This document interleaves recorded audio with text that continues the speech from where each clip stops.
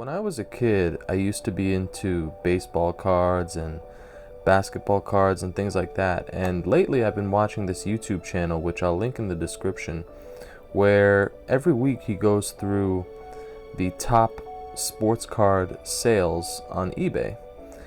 Now, I don't collect sports cards these days, but for some reason I just find those videos so interesting because you get to see the kind of money that people are spending on sports cards. So I figured I'd do the same thing with watches, specifically Rolex watches. Now I've filtered these results by sold listings, okay? And I'm gonna go through, it'll be organized by the most recent sales, and I'm gonna go through the sales since August 1st, and we're gonna look at what some of these watches have sold for. So let's begin. Alright, first up we have this Explorer II from 2012. It is a polar dial, very nice, it looks good. I had this watch actually and I loved it. Why did I sell it? The minute hand was really fat and it bothered me. I know it's kind of a silly reason, but you know, I also just wanted to move on to other things, but it was a great watch, and it sold for about $12,000, which is interesting because before the release of the latest Explorer II, these previous models were selling for, especially one from 2012, these were selling for, you know, around $10,000. So the new watches have done nothing but increase the price of the old watches, which people thought, you know, people saw the increase in price, but we all thought that they would go back down. And they have a little bit. They were selling for like close to $15,000, which is kind of what I sold mine for. I sold mine for about $13,000 because I took advantage of that price increase. But they've gone down a little bit, but not the way people have expected. So very interesting, $12,000 for this watch. Okay, next up we have this Datejust 41 from 2020, so last year. New old stock, unworn, or shop worn. And to me this is very high. I mean, $15,000 for a Datejust? Who's buying these? You know, this is kind of why I wanted to make these videos, because I just find it so interesting that some of these watches sell for as much as they do. I mean, yes, it's a blue dial, and it's the, you know, the most desirable configuration, which is Jubilee bracelet and fluted bezel. But still, it's you know, you can buy these from a Rolex AD for, what's the retail price, like $8 grand, something like that. So yeah, just crazy stuff. Jewels in Time is the seller. Interesting. Yeah, very high price, but I guess, you know, the rising tide lifts all ships, and with the desirability of other steel sports, Datejusts have gone through the roof as well. Very interesting. Now, in contrast to that blue dial Datejust from 2020, we have this vintage 1974 Datejust. 36 millimeters, and you know, it's just the classic Datejust. It's got the engine turned bezel, which I really like. If I'm gonna get a Datejust, I think I'm gonna try to find one with an engine turned bezel, because it's just something you can't get anymore, quite simply. It's a bygone thing that Rolex did, and you can't get it anymore. So I find it very attractive. I think it's got the class of a fluted bezel without the flashiness, and the flashiness is something that I'm trying to mitigate with my purchases, because living in New York and taking the subway every day, it's becoming kind of risky to wear flashy watches in the subway. So something like this would be really nice. We got, you know, Hole's case, beautiful. I mean, I wouldn't look at something like this. It's very vintage. It's, you know, from the 70s, which is a little too old for me, but hey, you know, it's still a great watch. I'm sure it runs perfectly well. and a reasonable price. I mean, 4 grand basically. You know, that's reasonable. We're back to planet Earth here with this Datejust. All right, next we have another interesting one from 1953. It's an Oyster date precision, 6294, and you know, it's interesting. I mean, it's not my taste, but it's certainly interesting. I mean, look at that dial. I guess it's in pretty good conditioning. I guess it's in pretty good condition, all things considered. You know, it is very old, from the 50s. And that's cool. I mean, if this is a watch that you can still wear and it runs well, and, you know, it's steel, I'm assuming the crown is screwed down, and the seals have been checked, so it's waterproof. I mean, what an awesome thing to wear. You know, something that's approaching 100 years old. I mean, it's about, what, 70 years old? You know, that's on the latter half of, you know, 100 years, which is cool. Yeah, I'm sure it looks great on other straps as well. Awesome watch, really cool. And, you know, obviously a reasonable price, nothing crazy, so very cool. Alright, next up I just wanted to showcase this GMT, this two-tone, because you know, it's just interesting that the steel version is going for significantly more. Now, this is a Swiss-only dial. The bezel looks original, and I'll tell you why. Although maybe not. Maybe, I think it's supposed to have serifs. I think the indices, the numerals are supposed to have serifs. But if you look at the damage, the little scratches in the bezel there, it highlights the non-shiny quality of the bezel, which is something that you don't really get with modern replacement inserts. The new replacement inserts are very metallic and shiny, and I don't think that they fade in the way that this bezel is starting to fade. But that's just a hunch. I don't know for sure. This could very well be a service insert from, you know, 5 years ago, but it looks to be consistently worn with the rest of the watch. You know, like, it doesn't look like a brand new bezel insert, so I would be perfectly happy with this bezel insert. Swiss only dial, like I said, very cool. And something I like about the two-tone is the actual yellow gold hands and the gilt text. I think that's really cool. I think it's a cool look. And for a two-tone watch, it's not, you know, it's not crazy. On the Jubilee, you can really get away with two-tone, I feel like. You know, it's much classier in my opinion than the Oyster bracelet. But there we go, about 10 grand for this. You know, its steel brethren would sell. Look at that angle. I love the way the gold looks here. I mean, it just looks like this beautiful gold dressing just running its way through the watch. I find it, you know, very attractive. With the black bezel, it's you know, high contrast, black and gold. It's really nice. But yeah, its steel brethren would be what, 12 grand, 13 grand these days.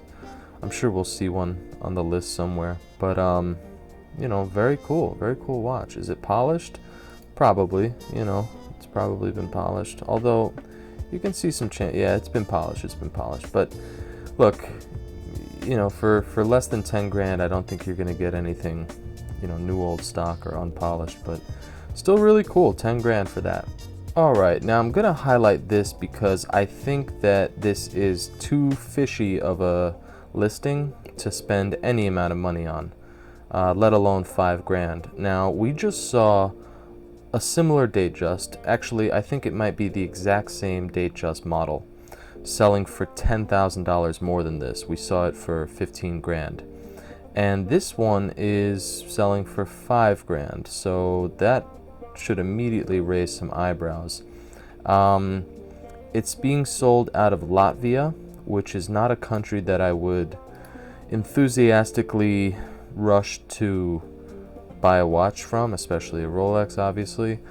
And, you know, I'm not going to go through the pictures and you know, pick apart what I think might look good and not look good, but you know, it's just those two things, the price and the country of sale. Oh, and this the seller. Whoops, let me find him. Look, this is what the seller wrote. I am the first owner of the watch, purchased in Latvia, and the seller only has three sales. I don't know why. Oh yeah, there he is, over here. Now, that's not enough. It's not enough to trust. You know, not enough to trust this guy. So I would not be buying this, but someone did. This sold for $5,000, and I really hope that the buyer of this watch, you know, got really lucky and he hit that jackpot that he was looking for, because I think there's about a 90 to 95% chance that this is fake, or just something's wrong with it. You know, it's just, it can't be legit and sell for $5,000. But there we go. I'm just going to include that because you know, it's interesting, the stuff that goes on eBay. All right, next up we have a crowd pleaser, a 16570 Explorer 2 tritium dial. The bezel, you know, the numerals are faded as to be expected, and I think it's been polished, but you know, still a great watch. No picture. Oh wait, maybe. Yeah, there we go. Yeah, I mean, you know, it's been polished, not egregiously, but it has been polished for sure. And yeah, you know, it's you know, $8,000. That's reasonable, I think. I think it's sold in New York. Yeah, New York, Huntington. I think that's Long Island. Cool watch, you know. I think it's a reasonable price. You know, it's no collector's piece, but hey, you know, it's a cool watch. And for $8,000, I mean, you know, I've seen Explorer 2s these days selling for $11,000. You know, so it's a pretty good deal, I think. All right, next up we have a big boy here. We have a Hulk, and you know, in my opinion, there's nothing exciting to see here. Just, you know, just a Hulk. I mean, we all know what's going on with Hulks. $21,000 though. I mean, Jesus Christ. It's just crazy to think that, from what I hear, a few years ago you could just walk into an AD and buy this watch. People didn't want it. Now here we go. If you look around the coronet there, you have that ring of lighter shade metal. It's kind of a halo effect, and that comes from polishing. This watch has been polished, which would immediately discount it for me. I would not buy this watch, but I think when it comes to modern Rolex, and especially the most hyped ones like the Hulk, I don't think people are looking for the type of thing that I'm looking for, which is unpolished and, you know, as close to new old stock as possible. I think people just want to be seen at the country club with the green Rolex, and you know, you can do that for $21,000. So there you go. All right, so we just saw the two-tone version of this watch, and here we see the steel version for $14,000. That was the winning bid, $14,000.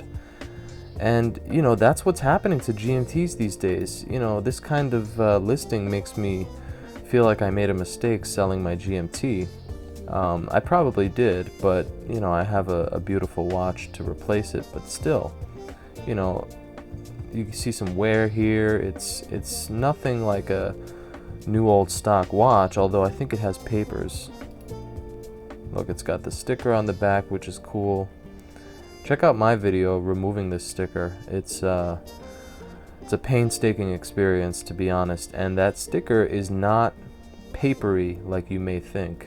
I'll just say that it's not your typical paper sticker like you'd find on a you know, on an Apple. It's different. All right, you know, cool watch. papers, which is really, really nice. That's the main thing. All this stuff is extra. It's all cool, but this is the most important thing here, the papers. Yeah, nice watch. Original bezel insert, which is cool. You know, you can see the serifs there on the 22, fat font serifs. And this is definitely a watch that I would consider. It looks like the lugs are sharp. I don't know if it's unpolished, but judging by the bracelet, you can see some scratches there, you know, some wear. And for those scratches to still be there, it makes me feel like this was not polished before it was posted. So very cool, very expensive, and one person bid on it and won for 14 grand. So this seller must have been trying to get more for it. He's only got 13 sales, which is a little bit, you know, a little bit fishy, but could be all right. All right, just as an example there, the two-tone version was, you can save $4,000 for getting gold in your watch. Just interesting. So here we have a Sea Dweller SD43, and you know, so 43 millimeters. In my opinion, the 40 millimeter version of this watch is the way to go, because it'll certainly be collectible. It's got the ceramic bezel, and it's still 40 millimeters, which is a nice intersection of desirability. You know, it's got the ceramic, but it hasn't become 43 millimeters yet. But this one has, and you know, it's still a cool watch. Don't get me wrong. I've always had a little bit of a soft spot for the Sea Dweller, because when I first got into watches, I really liked Omega. And the one thing that annoyed me about the Omega Seamaster, as you know, you may guess, is that big old wart for the helium escape valve. And the fact that Rolex put it so subtly and integrated into the side of the case, it just totally blows Omega out of the water, in my opinion, and pun intended there. You know, it's just way more streamlined, and it's just so much better. You know, I don't want a big old wart sticking out of the side of my watch. And yes, it's characteristic of Omega, but this is just a way better design, in my opinion. But still, you know, a little bit too thick for me. You know, it's a big watch, but it's sold for, you know, I would guess around 14 grand. I can't see what it sold for. It just says that the best offer was accepted, but it's sold, and it's sold for, you know, probably a little bit less than the asking price. So pretty cool. All right, so here we get another GMT 16710 Swiss only dial, and it looks to me like it's the original bezel insert, although the 2 in the 20 numeral is a little bit weird. But yeah, it's probably just the angle of the photo, because the rest of the bezel looks good. Nice fat font serifs, and yeah, it looks worn and loved, but that is preferable to polished, because I think if you look at this, the left lug there, you can see the shiny chamfer, which is a good sign. Unfortunately, there's only 3 photos here, which is not a good sign. But, you know, I guess, you know, you're taking a risk buying a watch like this, because, you know, there's only 3 pictures, and the seller has 143 sales, so that's good. That eases my mind a little bit. Oh, it's a 16760. Interesting. So it's a fat lady? I don't think it has papers, but there you go, 10,500. This is a pretty good price, in my opinion. You know, 10 grand for this watch, that's about as good as it's gonna get these days for any GMT. So cool, good sale. You know, would I buy it? No, it doesn't have enough pictures. if I were gonna really pursue this watch, I would be hounding the seller for some more pictures. So I hope that the buyer did that. But other than that, it looks pretty good. Everything looks okay, and especially if it hasn't been polished, if it's just been worn like this, then it's really good. All right, here we have the brand new 36mm Explorer 1 with the two-tone. Very, in this picture it looks very small. The dial looks very small. It just looks like a small watch, like a lady's watch. But 36mm is a good size, and it's sold for 14 grand. I don't know the retail price. I might look it up and include it on the screen now, but yeah, it's expensive, man. 14 grand to buy this. We can talk about whether it's a good looking watch and whether two-tone belongs on the Explorer, but look, if people are buying it for 14 grand, then they must be doing something right? I like the yellow gold on the dial. I like the way it looks on the dial. I just don't like the the bracelet, but it's selling for 14 grand. So there you go. Box and papers, unworn. Alright, so this is an interesting listing because it's listed as a 16610, which is my watch. It's a pre-ceramic sub. It should have an aluminum bezel, but what you're seeing here was the cover image. This is the image that the seller decided to put up as the first image of the listing. So this is what you see when you're scrolling down eBay, and it's just, first of all, I'm thinking, is this a sea dweller? Is this a James Cameron deep sea? I mean, look at how thick it is. It looks huge. But as you click through, look at this. It's like a stubbed sea. It's not big enough to be a sea dweller. It's just fat. So I'm like, what the hell's going on? And then I get here and I can see, oh, okay, he's taking these photos on a Motorola Razr. And this also is not a 16610. It's the 116610. So, no problem there. I have no problem with it being a ceramic sub, but it's listed as a pre-ceramic sub, and it's still sold for 13 grand. I mean, geez. I'm not saying there's anything wrong with the watch. I mean, this image should have been the first image. I don't know what this guy was doing, but this is a way better image. Should have, he should have done that. New with tags. That's interesting.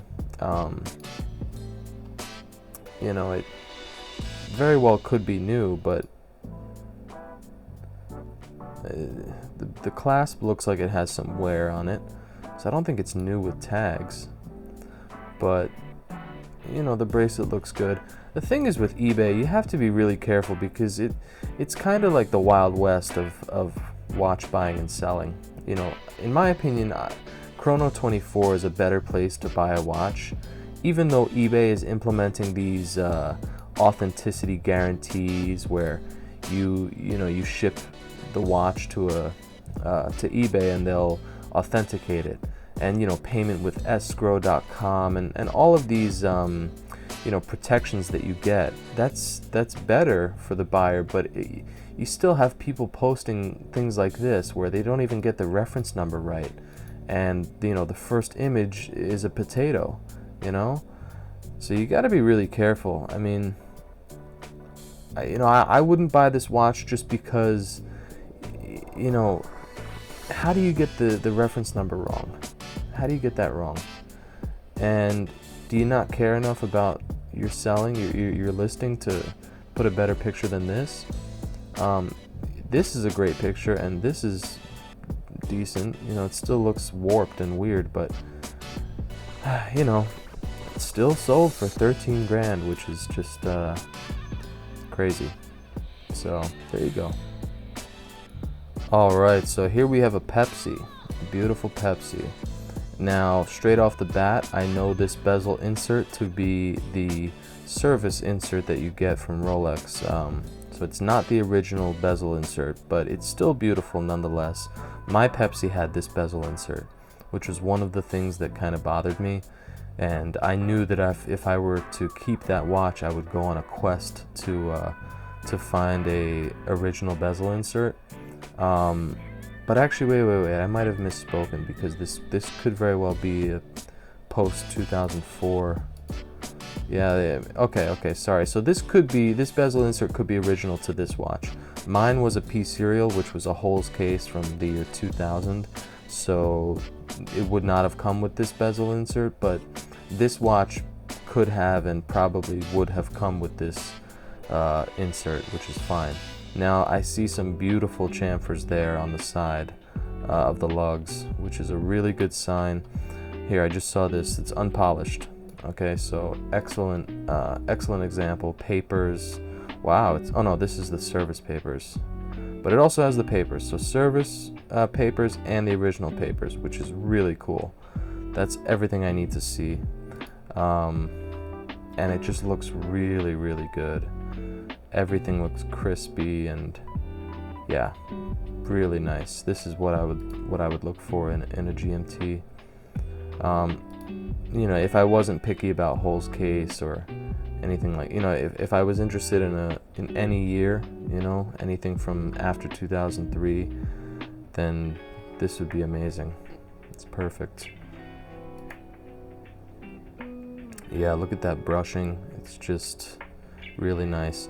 Now, on first glance, that chamfer looks huge. It looks like a very big chamfer, but you know, with the Rolex service card, the service papers there, you know, I have no doubt that this was done by Rolex. It's a D serial. There we go, nice coronet. Yeah, this is almost certainly a dealer. Oh, M&B watches. Okay, they have a lot of unpolished watches. If you check out M&B watches on eBay, or they have a website, their logo is a shamrock, like an Irish four-leaf clover type of thing. They have a lot of really, really nice unpolished examples, so I highly recommend you check them out. I was very, very close to buying an unpolished Explorer 2 from them. I think it's still for sale. I think they still have it. It's really, really nice, and I think that they're enthusiasts and collectors in the same way that I am, where, you know, unpolished box and papers are very important to them. So awesome listing. This is a really great watch. Alright, so we're still on this week. I'm gonna just leave this video as this week because this sold on the 16th, which was 2 days ago.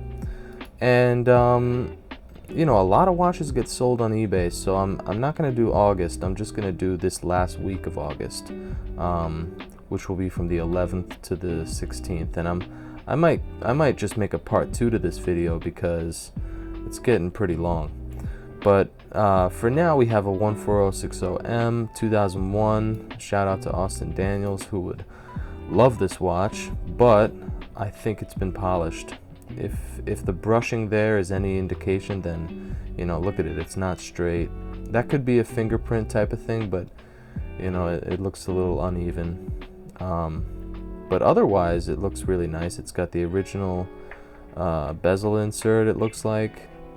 2-liner, really nice. Let's check for back chamfers. Alright, there's some back chamfers there. It's not totally lost. Yeah, you know.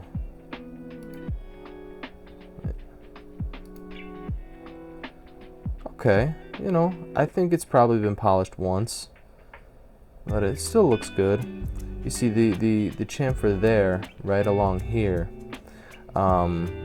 it looks a little bit rounded as opposed to a sharp cut into a chamfer. So, but you know, look, for the average person, this is a great watch, a great example, and a great price. I mean, $9,000 these days for a sub, you know, and in my opinion, probably the best looking sub ever made. Certainly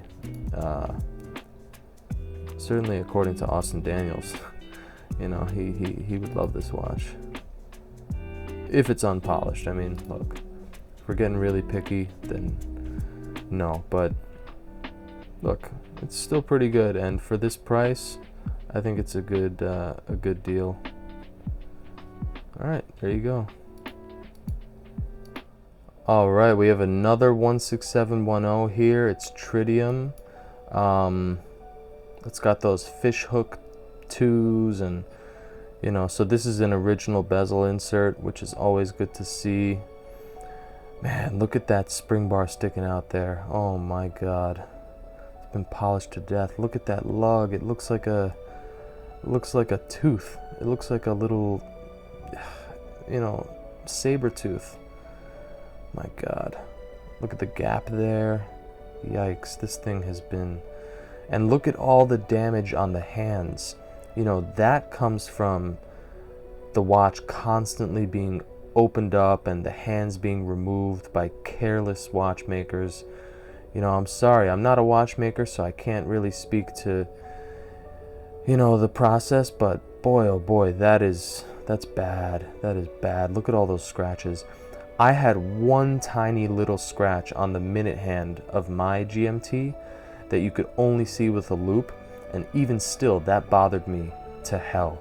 And this is unacceptable. And they're not original hands. Look at the color of the tritium, which is on the indices, you know, the 12, 1, 2 o'clock indices, and look at the hands. The hands have been replaced to superluminova, and they've still been beaten to death. I mean, come on. This makes me sad because it's such a nice watch, and just to treat a watch like this is just sad. It makes me depressed. And someone bought it for 12 grand, and you know, they have the balls to say this item is in excellent condition. Come on. Come on. Look at that. That's disgraceful right there. I'm sorry, I probably sound like a crazy person, but that is a disgrace. Yikes. Let's see the clasp. Is there even a coronet on the clasp anymore? Not really. Not really. Oof, my God. You know, the story that I have in my head of the buyer of this watch, the reason why I'm so sad is because I think of this following story. I think of a guy who just got into watches, just discovered Rolex, and he's fallen in love, and he's seen pictures of 1675s and, you know, beautiful Pepsi GMTs, and, you know, he figures, hey, this is probably a good, you know, it's not the newest GMT, but it's not vintage, and so it's perfect, right? It's from what, the 90s? So it probably runs well, it's still waterproof, and hey, look, less than 12 grand. I'm seeing these watches go for 14, 15 grand elsewhere. Oh, I'm gonna bid on this. So he bids on it, and he gets it, and it arrives at his house, and he loves it. He's over the moon with it for the first day. And then the next day, maybe he notices, wait a second, the bracelet is really loose. It feels like it's not tight enough, it's bending a lot. And then maybe the third day he realizes, wait, why is this spring bar sticking out? And then slowly but surely he discovers that this watch has been mistreated, and maybe he discovers polishing. He didn't know what that was before, and he takes a closer look at the lugs, and his stomach drops, and he feels ripped off, and it maybe even gets turned off from vintage watches or Rolex in general. And I just feel so bad for that guy. Because no collector's buying this watch. No serious, I mean, I think if you tried to sell this watch to a dealer, they would turn you away. They'd say, no, this is just it's too much, it's too beaten up, or they'd try to really take a lot of money off it. They'd probably want to pay you 7 or 8 grand for this watch. All right, that would be my guess. So yeah, just really bad, but sold for 12 grand. My prayers go out to the buyer. And on to the next one. All right, here we see an absolutely beautiful watch. Something that I wish I bought, honestly. Something that, you know, just it's probably a regret for many of us that we didn't buy this watch, because it was around and it was underappreciated for a long time, and now it's beautiful. It's all black with a green GMT hand. I mean, you just can't get that these days. And yeah, Probably around 12 grand, maybe 11 and a half it sold for. No papers, I don't think, but beautiful watch. Really just a daily wear, something you could wear, you know, for the rest of your life, and it would be perfect. Can't really tell if it's been polished, but I don't think the buyer of this watch is caring too much about polished, unpolished. I think they just want, you know, a versatile Rolex to wear through life, and this is it. They got it, and for a pretty good price. I mean, anything around 12 grand for this watch, that's the going rate, you know. That's a fair price. Gone are the days of, you know, getting this watch for 9 grand. That's not happening anymore. So there you go. It was in New York too. Who's this? Okay, tons of positive feedback. 100% after 4,000 sales. So that's really good. Really good. Yeah, I would definitely consider buying this watch. Okay, I'm gonna end the video here, and I'll make a part 2 because I'm still only on August 16th. That's how far I've made it back. So I've done the last 2 days. So I'll make a part 2 because this is getting really long. Here we have a Daytona. We all know this watch. It's just 35 grand. I mean, holy crap. All right. What's interesting though is you never see watches being sold with this here. Last one, 2 sold, you know. So they had 3 of these, and you know, you never see this. Oh, you want to buy 1, you want to buy 2, how many do you want to buy? You know, you never see that with watches because usually they just have the one example. But it just goes to show you that these watches are sitting around in dealers' safes. There are thousands and thousands of these watches available, and this price right here is purely driven by dealers. I'm sorry. Yes, people are buying them. I'm not saying that they're not selling for this price. They are. But the crazy hype that we're seeing on these watches is, if not purely dealer driven, then very much dealer driven. Okay, a huge portion of the hype comes from dealers. And look, these watches used to sell for, they've always had a premium. Daytonas have always been popular, but this is ridiculous. This is approaching 3 times the retail price. Wait, I'm sorry. No. It is 3 times the retail price. It is. And the white dial goes for, you know, significantly more, a couple $1,000s more, approaching 40 grand. So, you know, it's just, this was really what I wanted to show, this quantity thing. Hey, you want to buy 3 of these? You know, just crazy. So anyway, I'm gonna end it here. I'll make a part 2. I'll see if people like this. I mean, I love this shit. I could be scrolling through eBay for days. I'm probably gonna continue doing it after I end this video, just because I'm skipping over a lot of like vintage stuff. Here, I'll show you what I'm skipping over. You know, stuff like this Tudor Prince Oyster date. It sold for 2 grand. You know, little Datejusts like this, 39mm Datejust. Wait, what? Whatever, for 5.5 grand. Just interesting things like these bracelets, you know, selling for 4 grand. I love seeing what this stuff sells for. I love seeing old stuff like this, and you know, so I'm gonna keep going, but I'm gonna end the video there. Let me know if you like it and if this is something that you want to see more of. If you do like it, I can make, you know, I can shorten them a little bit. I don't have to talk so much about each watch. I can just go through more examples. But yeah, I hope you enjoyed, and listen, please subscribe. Okay, I'm getting close to 100 subscribers, which would be a huge achievement for me because I started doing this like a month ago. So I would love to hit 100 subs just to show that, you know, this is not all in vain. All right, peace out.